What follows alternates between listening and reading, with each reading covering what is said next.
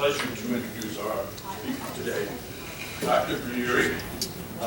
Will be talking to us today about Stuck in the Middle, Germany and indeed world affairs at a major turning point, largely as a result of the Ukraine war. Dr. Granieri is the 2024, dating myself just a tad, 2024 Templeton Fellow and the director of the Center for the Study of America and the West at the Foreign Policy Research Institute in Philadelphia. He has also hosts a monthly series for foreign policy research entitled People, Politics, and Prose. Dr. Granieri is a professor of history at the Department of National Security and Strategy at the U.S. War College in Carlisle. He's a graduate of Harvard and the University of Chicago, a former federal chancellor scholar of the Alexander von Humboldt Stufen. Probably blew that, Ron, huh? Dr. Granieri is the author of The Ambivalent Alliance, Konrad Adenauer, amongst other articles, or rather books. He's also done many articles on German history, European-American relations, the Cold War, and contemporary politics in journals such as Orbis, Central European History, Foreign Policy, and the International History Review. He's also published op-ed essays in The Hill and Washington Post. Please join me in welcoming Dr. Ronald Granieri.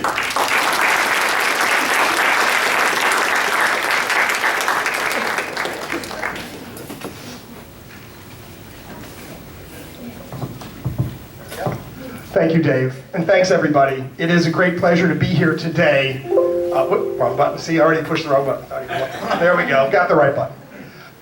It's a great pleasure to be here in Reading today on this beautiful autumn afternoon. It is what? Oh, sorry. I'll figure out which I'm going to talk. So it is October the 9th, which is less than a week away from the anniversary of the Day of German Unity, October 3rd, which is the holiday the Germans decided to celebrate. What do you think? That one looks good, okay.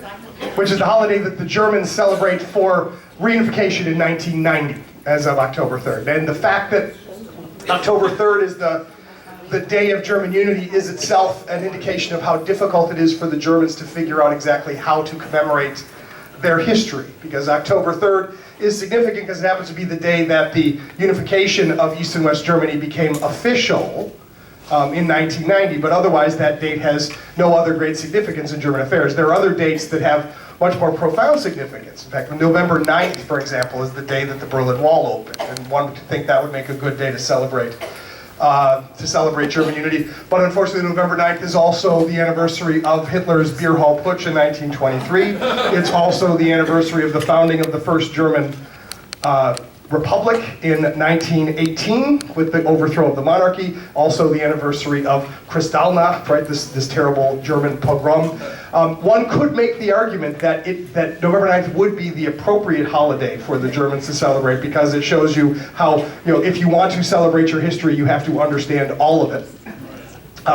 But nobody asked me, so whatever. But my goal here today is to talk a little bit about where if we can understand the situations that Germany faces and Germany's role in the world, right? these days I like to start presentations talking about three big questions. So three big questions we're going to talk about. What's going on in German politics? What does this mean for Germany's role in the world? And why should we care? My goal is to speak to you for, Dave said I can speak for as long as I have something to say, which I will. I'll try to rein it in a little bit as far as that goes. That's right. That's right. I have to go to an event at my son's school tonight at 7. So I have a hard stop at 7 o'clock. So the buffet is going to be open for a while. But I plan to talk for about a half an hour or so, and then leave plenty of time for a question and answer. So I want to start when the calling the talk "Stuck in the Middle" was on purpose. because Germany is really stuck in the middle. And there's actually an entire school of thought about German history and German international affairs that refers to Germany's Mittellage, literally its place in the center. And when you look at various visions, right, certainly Germany is in the center of Europe. This has always created an interesting challenge for Germans and for Germany, right? Because of Germany's central location, broadly speaking, in the middle of Europe. That's one of the reasons why it was so hard for there to create a single Germany, because the borders of Germany have always been rather diffuse. And there's a famous essay written at the end of the Second World War by A.J.P. Taylor called The Course of German History, where he takes this idea that Germany is stuck in the middle and has two faces, one facing west and one facing east. And one of the challenges for the Germans is the face that the Germans present towards the west, towards France, towards Great Britain, towards the more cosmopolitan, more democratic world, is one that is eager to show how modern it is, eager to show how determined it is to join the civilized nations of the world, but that the face that the Germans turn to the east, remember Taylor's writing in 1945, the face that the Germans turn towards the east is rather a face that looks down on the east, that looks at them, that seeks domination, that is not democratic. And that's been one of the problems that the Germans have faced in this Mittellage, is what does it mean to be stuck between East and West? And much of modern German history up to 1945 is about Germany being pulled in different directions. But once you get reunification, and this is where I want to look at the map in the center here, the middle map in the middle, is Germany today, if you speak to anyone about Germany's position, they will say that Germany is, it has more neighbors than any other single country in Europe. There are literally 9 countries that touch on Germany.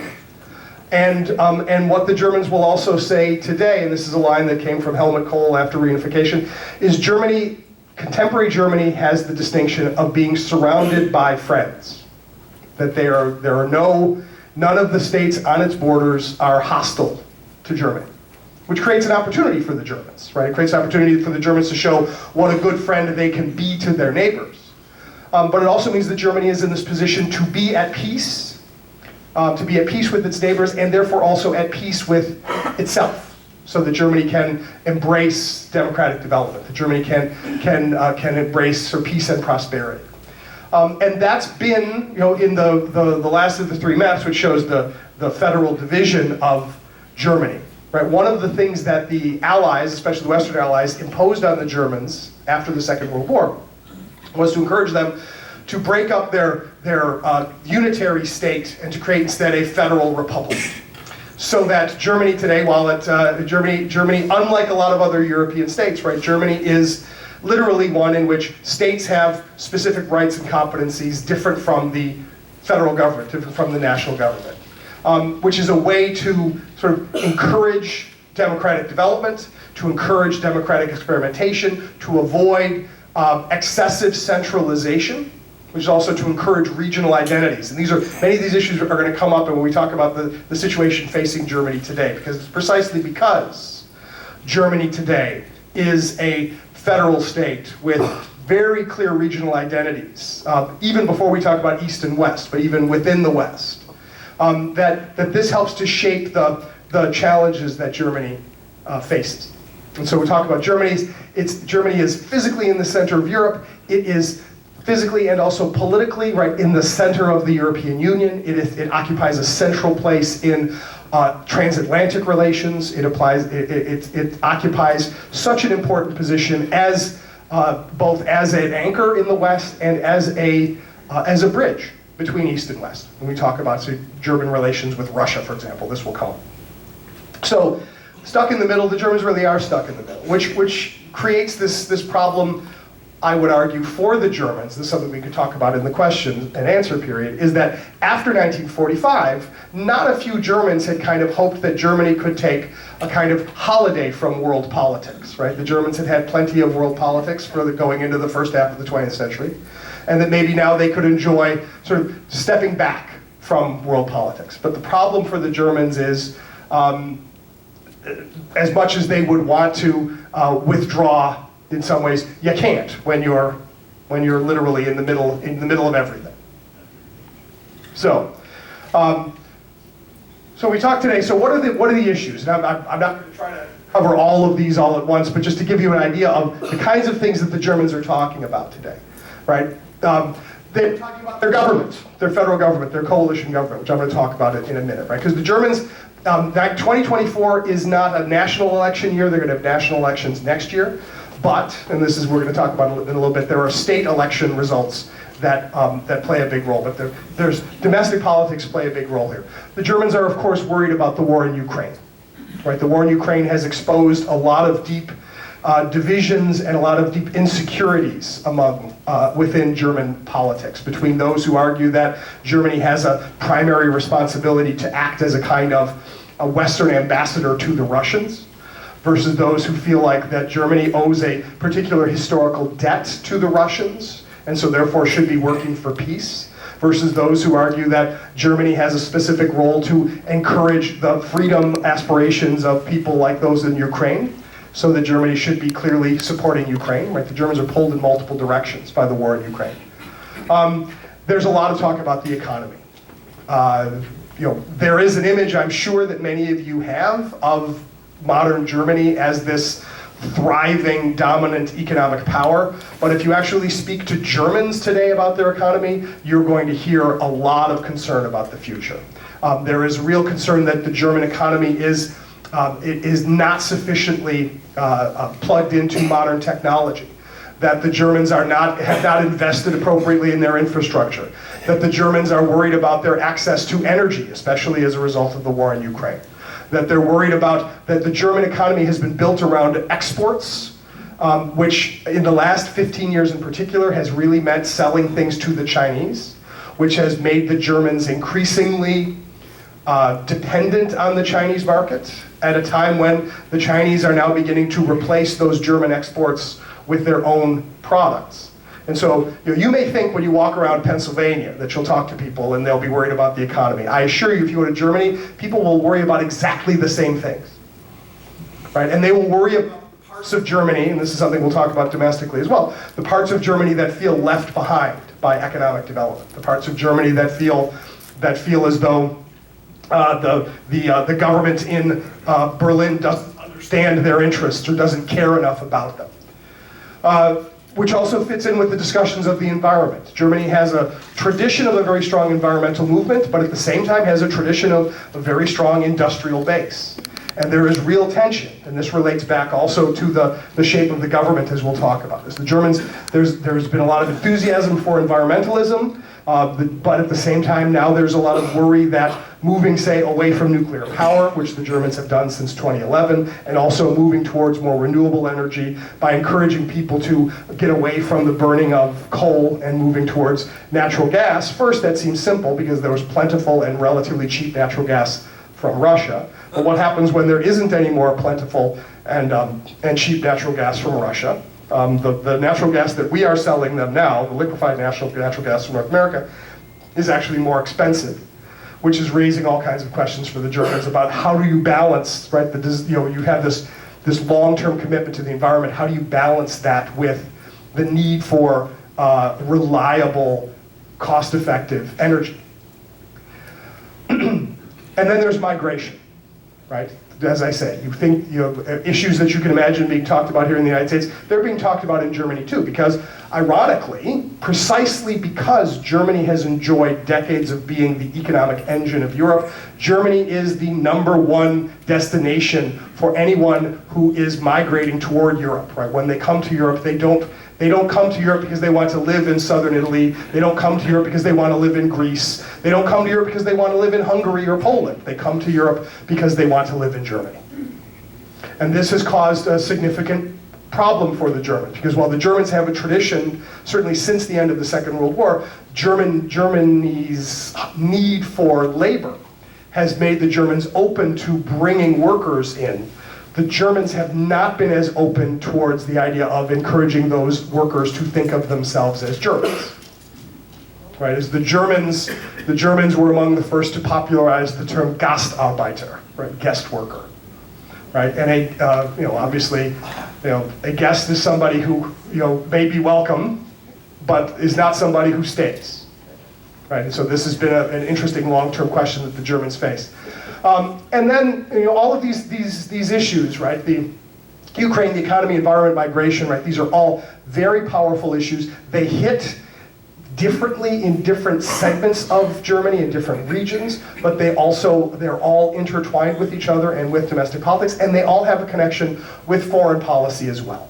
Right, and then German foreign policy, right, I'm initially a scholar of German foreign policy, wrote my first book about Germany's foreign policy in the 1950s and 1960s as Germany sort of made its way back into let's say, into the company of civilized nations. The Germans have always struggled with this idea of what the burden of their history means for their foreign policy.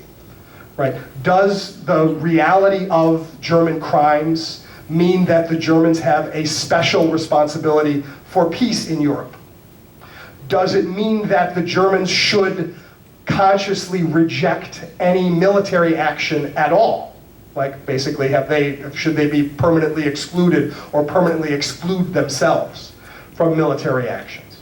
Right, this is an ongoing problem. What does it mean to want to respect your history? Just one little piece of that relates to the war in Ukraine, right? Is there are people, especially on the political left in Germany, who say that because the Germans committed such horrible crimes against the people of Russia, that the Germans should be sympathetic to the Russians and should not be pushing them too hard on Ukraine.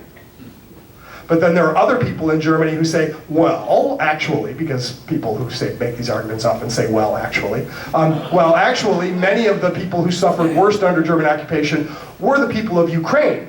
And so Germany has a special responsibility to the people of Ukraine. And so therefore should help the Ukrainians against the Russians. But in both of these cases, right, there is this idea of, what does it mean to recognize what Germany has done in the past? Does that offer sort of clear messages or clear lessons that the Germans are compelled to follow, and what do those actually look like? And that's when you think about all of these relationships I mentioned here, right? The relationship to the European Union and to Europe, right, is that a big part of Germany's return to respectable politics in the 1950s was an embrace of European integration. As the Germans say, we will put aside old-fashioned nationalism. We think that European states should work together because that's better for us and it's better for everybody in the long run. That was easier for the Germans to argue when Germany was divided and essentially there was no single German nation.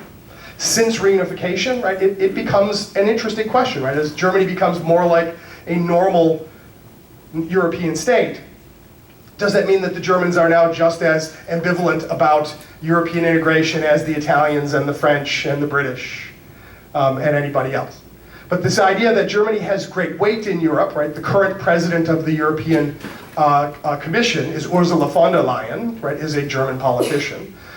There are Germans in a lot of high-ranking positions in Brussels and Strasbourg. And so does that mean does Germany retain its commitment to Europe? And what does that commitment mean? Because what does it mean when the European Union wants to either encourage or manage migration? To what extent should Germany be defending its national borders versus seeking broad European solutions to migration? So Europe is an issue.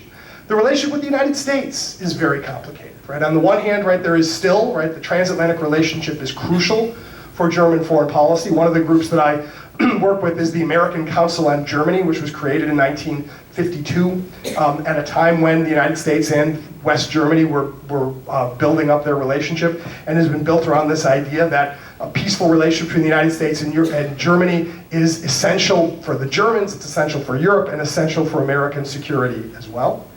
And so the relationship with the United States is deeply rooted in German foreign policy. But what does that mean when it comes to things that the United States does other places outside of Europe? Right? What does that mean when the United States wants to, overthrow the government of Iraq? What does it mean when the United States says that the defense of Taiwan is essential for everybody's interests? Right? Do the Germans agree with that? Do they go along with that? These are complicated questions, and especially in the former East Germany. One more foreshadowing. In the former East Germany, right, they do not have a long tradition of affection for or interest in relationship with the United States. And what does that mean for German politics? And the flip side of the relationship with the United States is the relationship with Russia.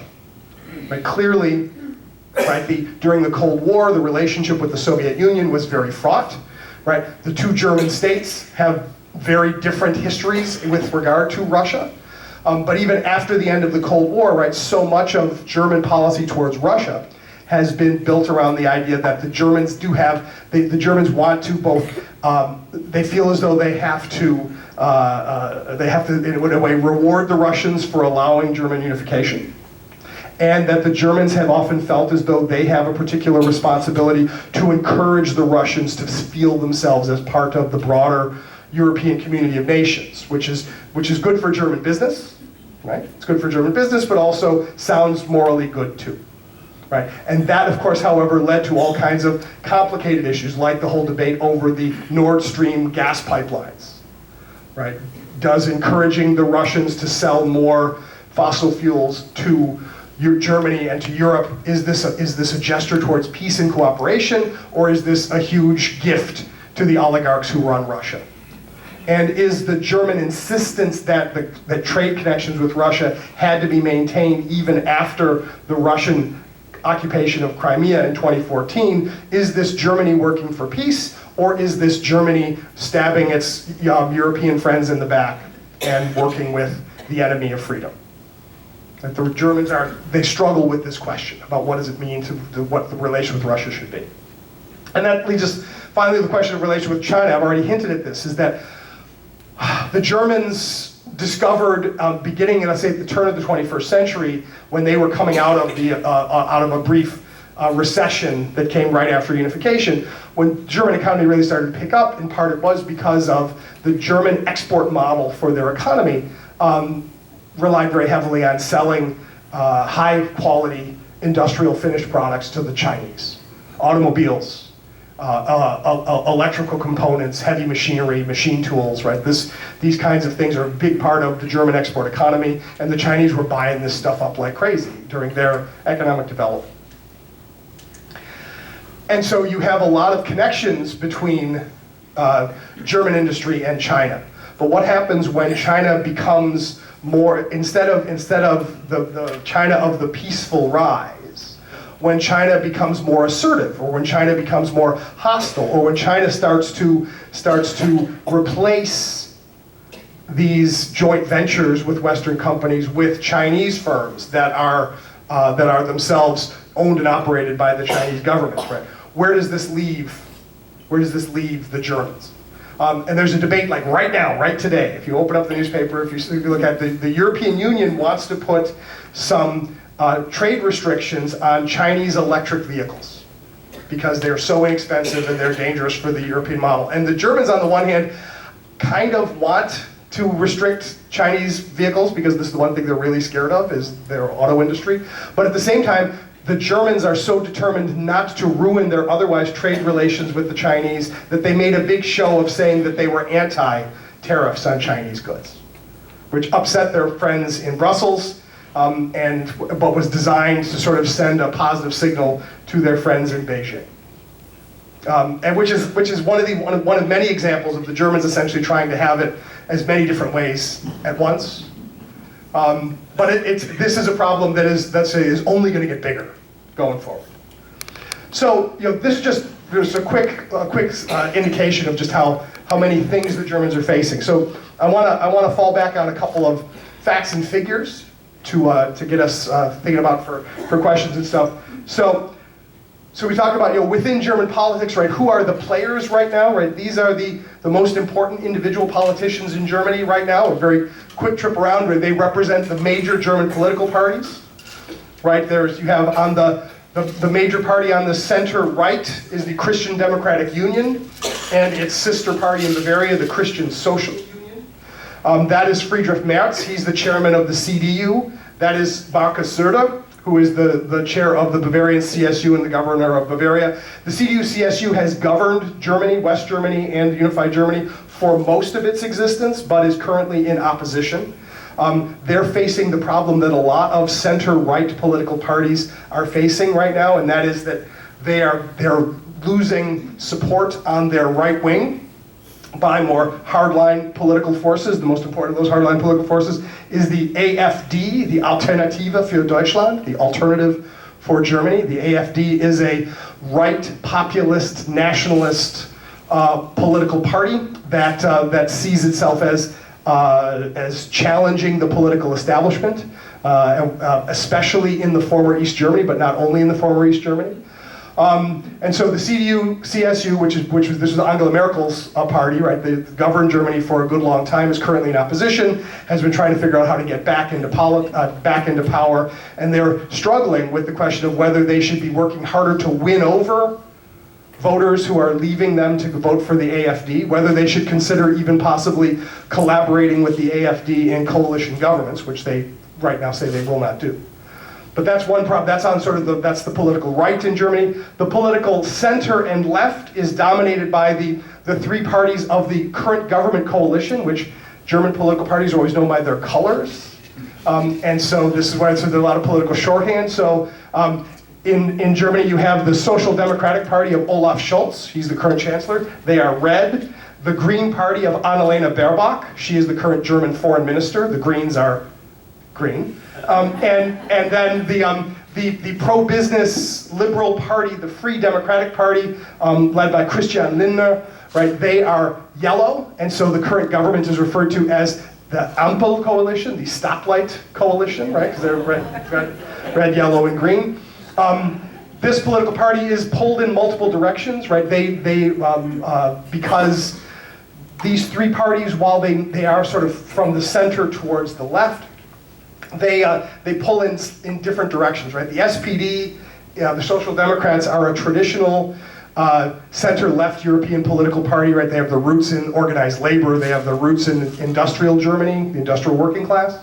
But in a world where industrial workers and old smokestack industries are less and less significant, right? The SPD has found that they lose certain degree of young voters to the Green Party, which is more the environmental party and the party of individual social movements, right? The Greens emerged in the 1970s as a party that was part of the peace movement and the various identity movements of the 70s, women's rights, gay rights, right? All the sorts of modern progressive rights that are appealing to especially young voters, especially urban voters, right? Well-educated urban voters, different from your traditional union members who join the SPD, right? These two parties have worked together in multiple state governments, but when push comes to shove, they view kind of as rivals for dominance on the center left. And then the Free Democrats, they're an odd party. They've been around. They've been around since the founding of the Federal Republic of Germany. They are a liberal party in the European sense of a liberal party, right? Which when Europeans say liberal, what they really mean is conservative, or at least in the sense that European liberals are advocates of free markets and small government and low taxes, right? They're the party of the educated middle class, of the professional class, lawyers, doctors, businessmen. And as a result, right, the FDP has traditionally been, back in the days when there were really only three party groups in West Germany. It was the Christian Democrats, the Social Democrats, and the Free Democrats in the middle. The Free Democrats sometimes would be in a coalition with the Christian Democrats, sometimes with the Social Democrats, whether they were sort of appealing to their business wing or their individual rights libertarian wing. The problem for the FDP is they are very small, and they've gotten smaller. And so where they used to be, when there were three parties, they were the balance. But they're in danger of being squeezed completely, especially with the emergence first of the AfD, which was founded in part, some of the founders of the AfD were former Free Democrats, who were sort of national liberals. Very complicated thing. But then also the emergence, even on the further left, but now in sort of a left populist party, down here at the bottom. This is the newest party in German politics, is known as the Bündnis Sarah Wagenknecht. Sarah Wagenknecht, which literally means the alliance, the Sarah Wagenknecht alliance. Right? It's literally built around that one person right there. There she is, Sarah Wagenknecht. Sarah was a member of the East German Communist Party as a youth. In the immediate years after unification, she was part of the party known as the Left Party, which was they were former communist parties sort of renaming themselves, mixing in with certain other leftists. The Left Party exists as well. I don't have it up here in my chart because they become relatively small. But Wagenknecht she calls herself a left-wing conservative because she is appealing to populist nationalism, especially in the East, so xenophobia, so anti-migration, even though she herself, as you could tell by her first name, and perhaps you could tell even by looking at her, right? Her parents originally came from Iran, they came back in the 60s, right? They were leftists. The Bündnis Sarah Wagenknecht is skeptical about migration, is anti-American. You know, this is the left-wing part, right? They are pro-Russian, they are pro-East German, right? They are trying to, they're in a certain sense, right? They're competitors with the AfD for populist votes, and the two of them, sort of on each side of the political spectrum, right? They're sort of squeezing the Democratic-minded parties. So German politics is kind of complicated, right? Kind of complicated. Now and you know, if you're here with your teacher, they want to talk about the Constitution of Germany, right? Germany is a federal state. It is a parliamentary government, which means, right, in order to become chancellor, you have to have a majority in the lower house of parliament, the Bundestag, and you have to get there by getting enough votes from the parties who are elected. So where are we right now? What's the German government right now? This is the current setup of the German government. The last national elections were in September of 2021. So we'll have elections next year. But in September 2021, you can see there were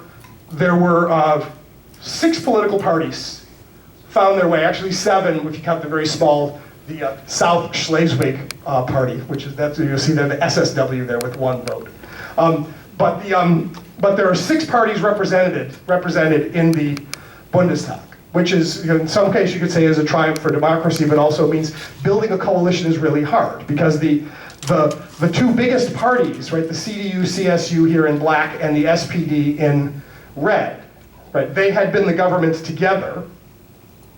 And when, in the previous election, right, they had gotten about 70% of the national vote.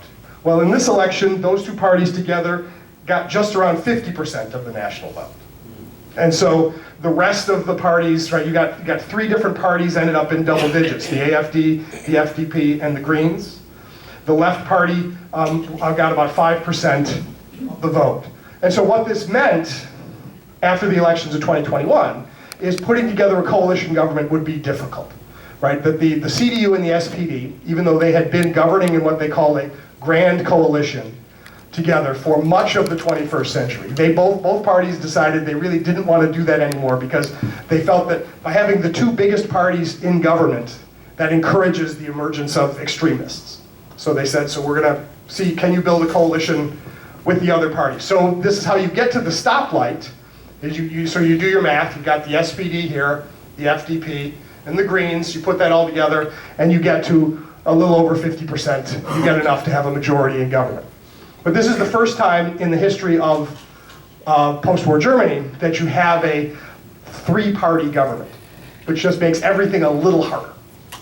And of course, this election took place just after COVID, and since then we've had not only sort of the carryover from COVID, but we have the war in Ukraine and other economic problems and migration. And so the coalition government, the stoplight coalition, is being pulled in multiple directions and is a little unstable. People spend a lot of time worrying that there will be earlier elections, although for the moment, I'm going to jump ahead to one thing, is this is what the current polls suggest people would vote if they voted today for government. And so now we're in a situation where the 3 parties of the governing coalition, right, SPD, the Greens, and the FDP, would barely make up 30% of the vote. And so this is not good for the government in the sense that it shows that the government's not really popular, but it also makes it very unlikely that the government is going to want to call an election anytime soon either, because they will lose. So they're going to hold out. So what's going on is you have a relatively weak government led by a chancellor, Olaf Scholz, who is considered to be generally competent, but not terribly dynamic is the word I'm thinking of, right? Not terribly dynamic. I mean, you know, I let you draw your own conclusions looking at a picture of Olaf Scholz. I'm sorry, I'm not gonna hate on a guy for not having hair, but he's not considered. But he's not considered. He never was considered terribly dynamic. He always was considered to be very competent, and he'd actually been Angela Merkel's finance minister in the previous government. So like the whole idea is people sort of they didn't elect Olaf Scholz chancellor because they wanted a guy with vision. They wanted a guy to sort of steer the ship. But Germany is facing so many problems that there's a concern that just steering the ship is not good enough. And so this is part of the problem. And then when you add to that, you have this problem in Eastern Germany. And this is where we begin to see, we talk about the federal nature of Germany, we talk about the problems of the different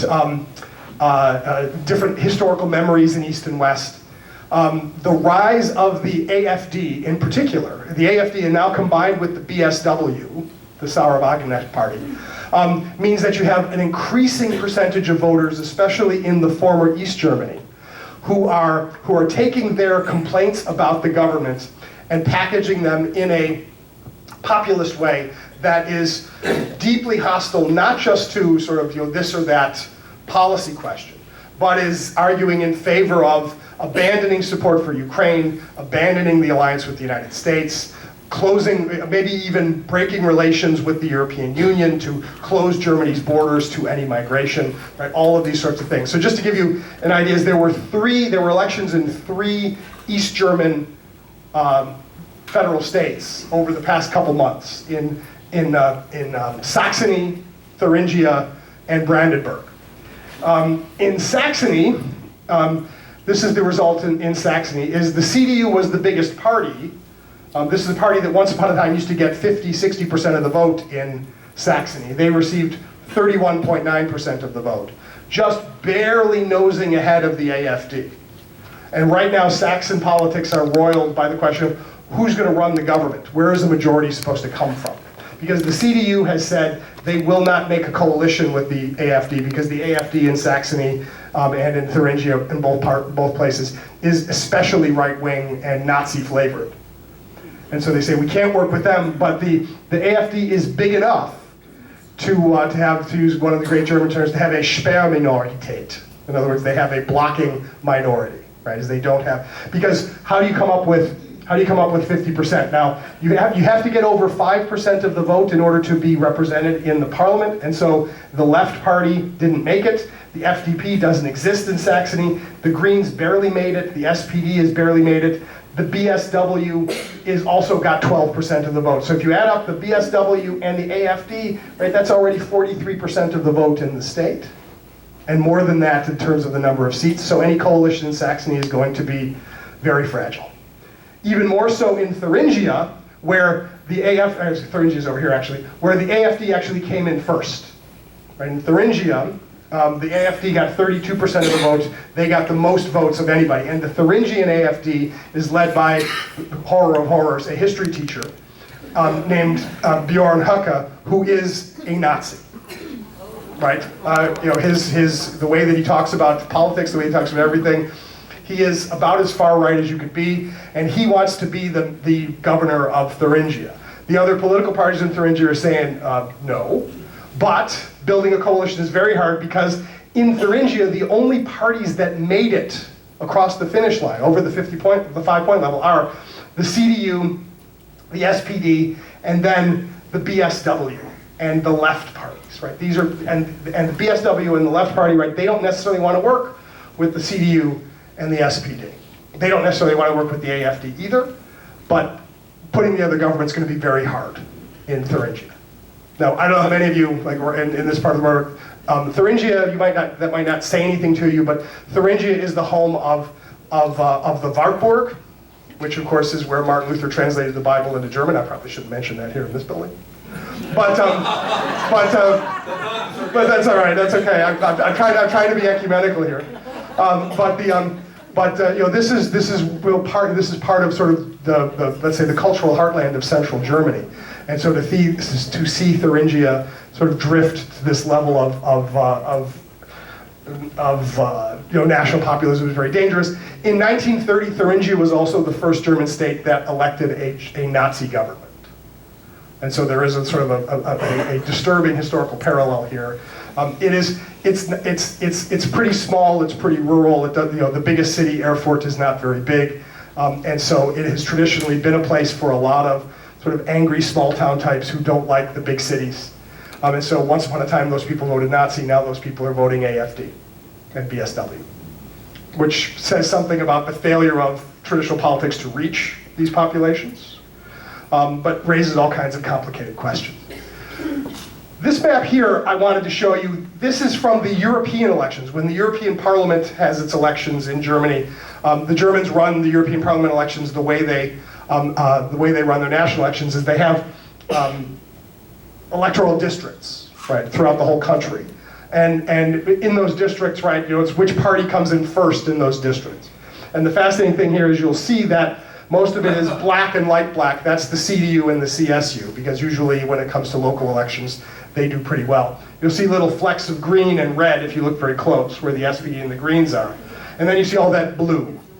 All that blue, that's the AFD. So that means in virtually all of the states of the former East Germany in the European elections this past summer, the AFD came in first place. So the AFD exists in the former west of Germany, but doesn't win a lot of elections there, but they win a lot in the east. And their message, which is a combination of, as I say, a little bit of anti-migrant, a little bit of anti-Western, anti-US, a little bit of pro-Russianness, a little bit of just general populist rage against mainstream politics, which has left them behind. Right? All of these things together are coalescing to create a significant problem for governing Germany going forward. Because you end up really with two societies. Right? And so all of the specific questions I mentioned, right, the economy, the environment, migration, relations with the US, relations with Russia, the war in Ukraine, right? All of these things are being filtered also through this deepening internal crisis of governability in Germany. And so I showed you as my last, the image of, what would national elections look like next fall, and it's really hard to say, right? To a certain extent, right, the fact that the CSU still gets 32% of the vote is an indication of when you're in opposition, right, you're the respectable opposition, right, a lot of people decide to vote for you. That's not bad in and of itself, but the problem is, who would the CDU-CSU govern with if they had to build a coalition, right? Would they go back to another grand coalition with the SPD? Maybe, but the SPD is sinking fast, and that might reinforce the populist argument that the mainstream parties are just trying to keep out new ideas, right? Do you work with a group like the AFD or with the BSW because you hope that somehow bringing them into government is going to moderate them or teach them to behave themselves, or maybe even make them understand that there are some things that they've been promising people that they just can't do? Or would bringing them into government just empower them further? Right? And one of the big problems the CDU has right now under Friedrich Merz is he has tried to be sort of, the argument being within the CDU that Angela Merkel was too centrist. And so he has tried to sound more hardline on certain issues, especially on migration, which maybe is working a little bit around the margins, but the fear is that if mainstream parties all decide to embrace hardline language, or populist language, well, people just turn around and say, well, if I find those populist arguments appealing, why would I vote for the copy when I can vote for the original? Right? I'll vote for the AFD. I'll vote for the BSW. And so these are going to be problems the Germans are going to have going forward. One could make the argument, right, that throughout the West, right, from Germany across Europe, across the Atlantic to the United States and Canada, is we are facing significant political challenges because there are real, honest to goodness, fundamental problems about how you manage an aging society, how you manage the question of immigration, how you manage the idea of the relationship with China and the changing economy, how you manage income inequality, how you manage inequality between regions, right? How do you actually manage these questions? What are the solutions? And when people are angry, people will vote for the parties that encourage their anger. Or because they will feel heard by that anger, right? And there's nothing, that should neither be surprising, nor is it necessarily in itself a bad thing, right? I mean, political movements should reflect the will of the people. But we have a large crisis of governance that is barreling down toward us at a time when enemies of democratic governments are on the march. In China, they're on the march in Russia, right? They're on the march in much of the global south, right? Is how exactly they're on the march in parts of the Middle East. So how are democratic societies supposed to deal with these real problems without simply ceding the floor to populist groups who really don't have any real solutions to the real problems? Right? So this is a problem across the world, and it's a problem that the Germans are facing, and they are, as I say, they are in the middle of it all. So that's where the Germans are, and now I will happily take your questions. Okay, thank you very much, Ron.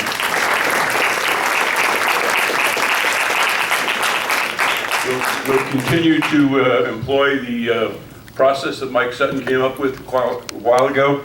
That is, I'll hang on to the mic, you get one question, and then we'll move on. Now we're going to start it off with Mike McCarthy, a board member. All right.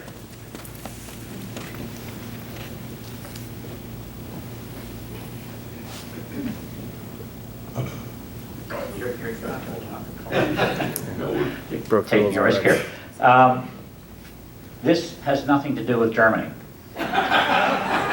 But from your post at the War College, you have exposure to upcoming leaders of our military and their perspectives on things. Yep. So my question is, does that exposure give you hope or fear for the future of our military and the country, and why? Well, this is good, because actually this allows you to do something I was supposed to do at the beginning of the talk, and that is when I say that I am indeed a faculty member at the U.S. Army War College, but all my opinions are my own, and those of the United States Army, the United States Army War College, the Department of Defense, or the Emperor Palpatine.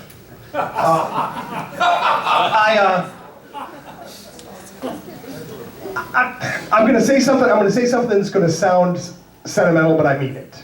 And that is, when I talk to my students and when I see the students that I have in my classes, and these are indeed future leaders, right? The War College, right? These are 05s and 06s. So these are lieutenant colonels and colonels. These are people who've already given much of their adult lives to the service of their country. And also international fellows who've given equal service to their country. I can't help but come away feeling a little better, because when I see the quality of these people and the quality and the sincerity of their efforts to try to learn and to understand the world, I feel better about a lot of things.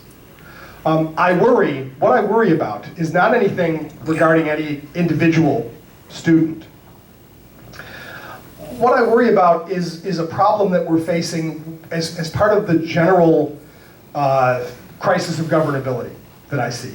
And that is that there is the danger that people who feel as though they have made greater sacrifices for the country than other people will lose respect for their fellow citizens.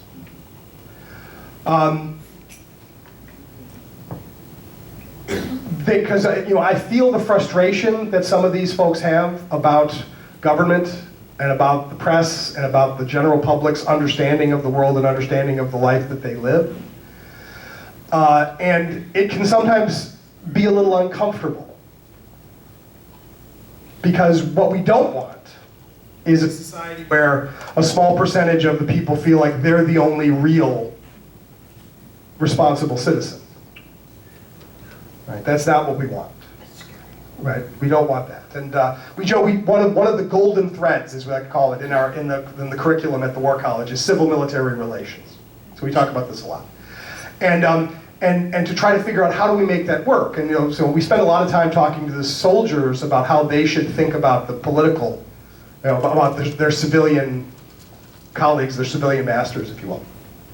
But we also need to spend some time thinking about how do we, as the rest of society who are defended by these people who are devoting their lives to our defense, are we making the effort both to understand the challenges that we face and the things that we have to do, and are we willing to make any sacrifices at all for the future of our country?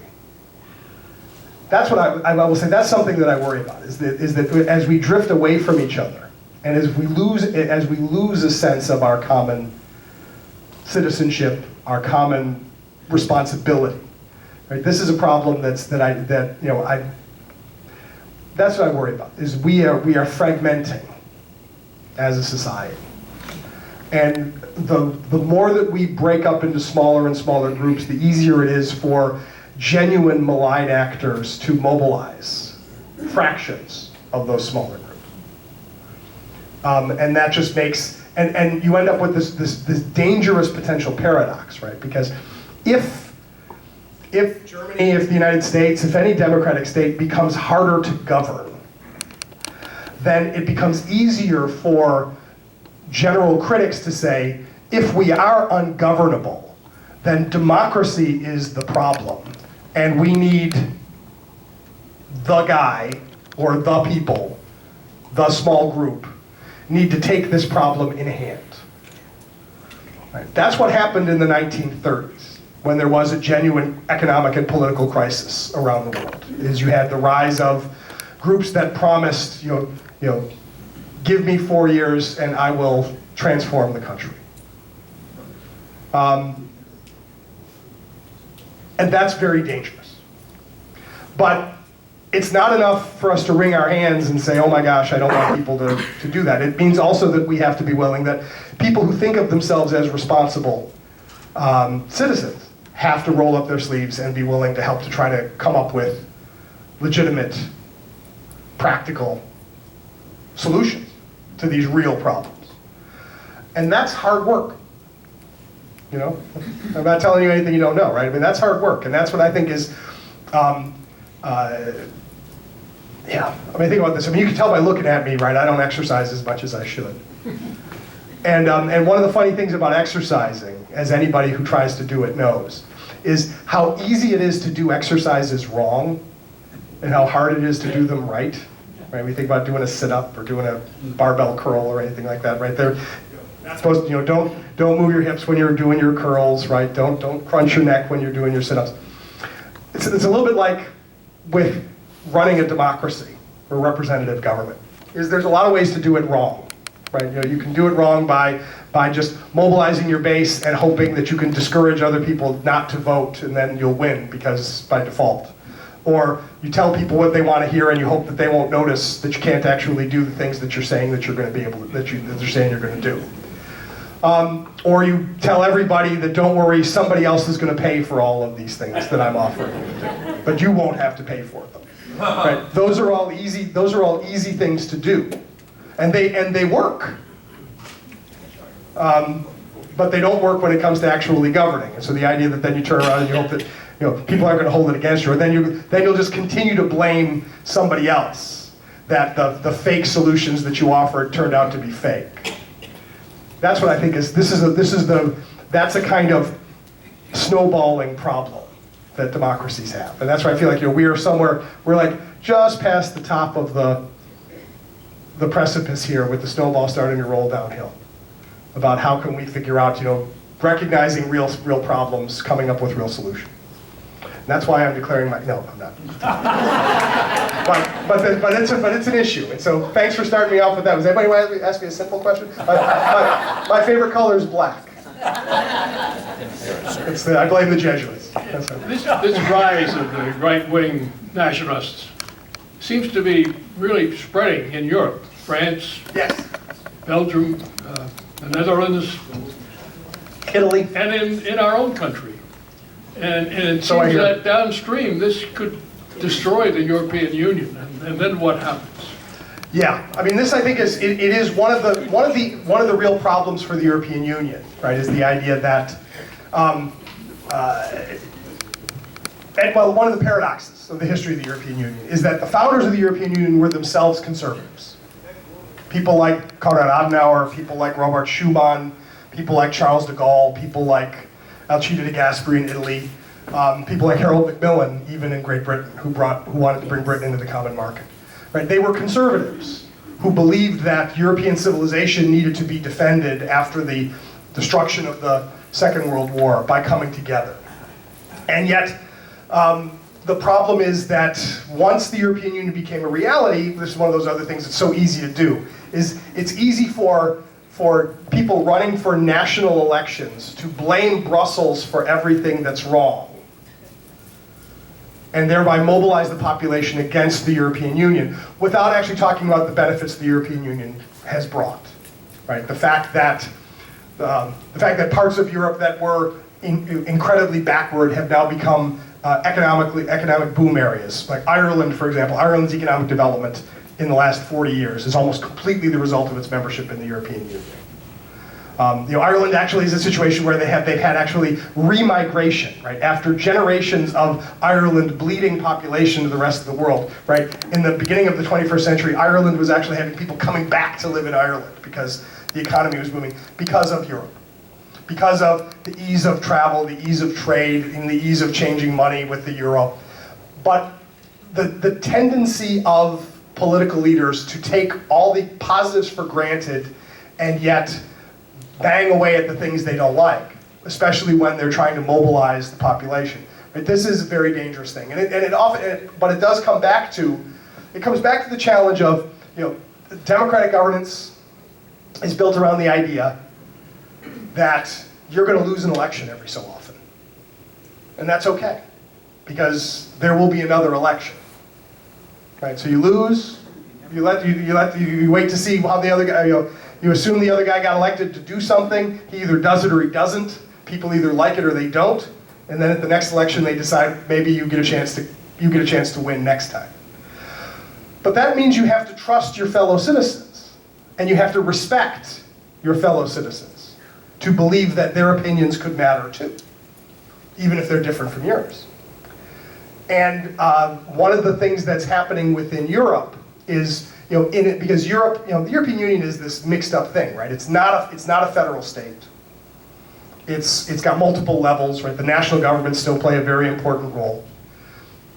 And so, but there is a tendency, right, to the sort of this fear and mistrust of other people is undermining any faith in the institutions. Like, that you can live with the fact that the institution might be governed by somebody you didn't vote for. They were elected legitimately within the same system that will elect you next time. And the problem with a lot of these populist movements is that they're built around sort of encouraging and cultivating group identity within the individual nation states, which, as I will say, is perfectly understandable, let's say, and is in itself is not illegitimate to say that France should feel good about being French and Spain should feel good about being Spanish. But to lose sight of the advantages of cooperation, or to lose sight of the advantages of just the pluralism that comes with different kinds of elections, this is where we are right now with the crises that we face. And they are made more profound in Europe by the question of migration of people from outside of Europe. Because that is adding to, even though most of the migration that takes place, like in Great Britain, for example, when they voted for Brexit, right, the British were, the advocates of Brexit talked a lot about how they wanted to stop this migration of strangers to Britain. Well, most of the migration to Britain was from within the European Union, right? So from Eastern Europe, right? So not from the Middle East, not from Africa. Ironically, right, the migration to Great Britain that was coming from the global South had nothing to do with the European Union. This is a direct result of the British Empire. Right, so these are people from South Asia, people from people from former British colonies in the West Indies. And so you get this sort of, the migration flag gets waved as this great danger without ever thinking about where these people are coming from. But the idea that the British discovered after Brexit, right, is that they said, we're going to stop freedom of movement, we're going to stop these foreigners, Johnny Foreigner coming to Great Britain, and then they had to turn around and they had to tell British university students, oh, by the way, no, you can't study at European universities as easily anymore because we're no longer part of the Erasmus program. It's no longer possible to do that. And oh, by the way, all of you British retirees who moved to Spain but still were able to keep your health insurance because you were all part of the European Union. Well, now you're not a member of the European Union anymore living in Spain, so you either have to become a Spanish citizen or go back home to rainy Britain. And so, giving up on that, the free movement and the possibilities that existed actually turned out to have consequences that were only supposed to be borne by somebody else. Right? Somebody else was going to pay. Right? Somebody else was going to be told they couldn't come or couldn't go or couldn't do or couldn't be. Not me. Right? And I would say, so this goes back to the issue of, when there are real problems that have to be solved, figure out how do we solve these real problems, right?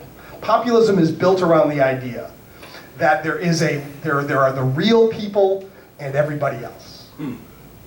Right? That's when you get right down to it, right? That there's the honest to God, there's the real fill-in-blank here's, and then everybody else, however you define them, they're not real citizens. So I don't have to pay attention to what they think. I don't have to respect what they do. I don't have to like them. In fact, I can even wish them all to vanish off the face of the earth.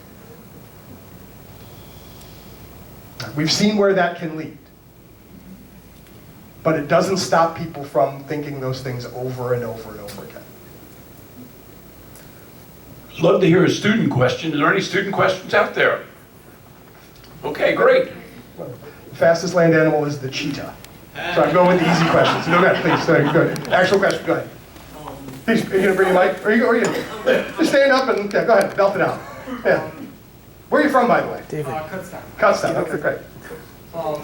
How has the German military, how has its leadership or its policies changed with the changing governments? I mean, this is an interesting thing, is that, that Germany, like most of the other states of Western Europe, in the immediate aftermath of the Cold War, had a massive drawdown of its military budgets. Right? The Germans used to have the largest single land army in NATO. Right? There were like 500,000 troops in the Bundeswehr as of about 1985. Germany, like a lot of other states, had a draft. Right? It had required national military service. All that's gone away. So the military budgets declined. This is where we get to the whole discussion about whether people are spending the 2% that NATO set as a target for everybody. It's worth noting that during the Cold War, the target that was set was 3% of GDP. And then after the end of the Cold War, they said there was no target at all. And then it's only as of 2014, as a result of the Russian invasion of Crimea, that the NATO states agreed on the 2% target, which they set at Wales in 2014. And now, at the time that they set that target, I believe 3 states in Europe met that 2% target, and one of them was Greece. And the only reason why they made it is because their GDP had shrunk so much that even their tiny defense budget was 2% of their GDP. This is one of the problems with using those kinds of numbers as your benchmark. But today, as of right now, I believe 22 NATO member states have hit the 2% target. And now there's talk about how the target needs to be made higher, but that's another question. But for the Germans, right, it always was the issue is one thing was, what are they going to spend their money on? Because the Germans clearly have all this money to spend, and their defense budget is not nothing, right? It's like 50, 60, 70 billion dollars. It's not a lot compared to us, but it's pretty big compared to a lot of other states. But there's always been the unanswered question of what are these troops for, right? That during the Cold War, West Germany could sort of finesse this issue by saying, well, they're for to defend NATO against a Soviet invasion. Right? So they're not going anywhere, right? They're where they are. They're supposed to stop a Russian invasion. After the end of the Cold War, the question of does Germany participate in military actions outside of Europe has become a real issue. Right? The Germans did not participate in the first Gulf War, for example. Right? They wrote a check. but they didn't participate. They didn't participate in the war in Afghanistan. They didn't directly participate in the war in Iraq. They did, however, agree to send troops to help to occupy and pacify Afghanistan after the fighting was over. After the Russian invasion of Ukraine in 2022, Chancellor Scholz, whose political party, the SPD, had always been ambivalent about defense, he gives a big speech at the end of February 2022 where he says, okay, now everything has changed. We have experienced a Zeitenwende, like a turning of the tide. And that Germany now was going to create a special fund of $100 billion for immediate defense spending. Germany was going to hit the 2% target. Germany was going to build up its armed forces because the Germans realized that we can no longer expect this world to be one where only soft power matters. But the Germans remain deeply ambivalent and politically very divided over what that means for what the German military should do. Right? The Germans have always been the least enthusiastic about sending the Ukrainians weapons that could be used to attack Russia in Russia. So it's the Germans have been dragging their feet on long-range missiles. The Germans drag their feet on sending tanks. The Germans drag their feet on sending fighter planes. And so the Germans are still, even though they are as committed, this has been one of the challenges for the Biden administration, right? Is whatever the Biden administration might think about what should be done to help Ukraine, the Biden administration has been very determined not to allow too much daylight to emerge between the United States and our NATO allies. Because you don't want to get so far in front of everybody else that they feel like they can continue to hang back. But as a result, right, the United States has been very plodding in the decisions that we've made. And the Germans have been wringing their hands over this. Now, I met a lot of German officers in Carlisle, and of course they're ready to do what needs to be done. They're very determined to work with the United States, with the NATO allies. But as a political matter, right, the Germans still, to this day, right, as of 1307 on 9 October 2024, the Germans are still struggling with the question of what role any German military should play in an actual combat situation. And let's be honest, right, they're very nervous about the idea of Germans getting involved in a combat situation around places like Kursk and Kharkov and Kiev and the Crimea and Rostov, right? All these places that are soaked with the blood of German and Soviet soldiers from the Second World War.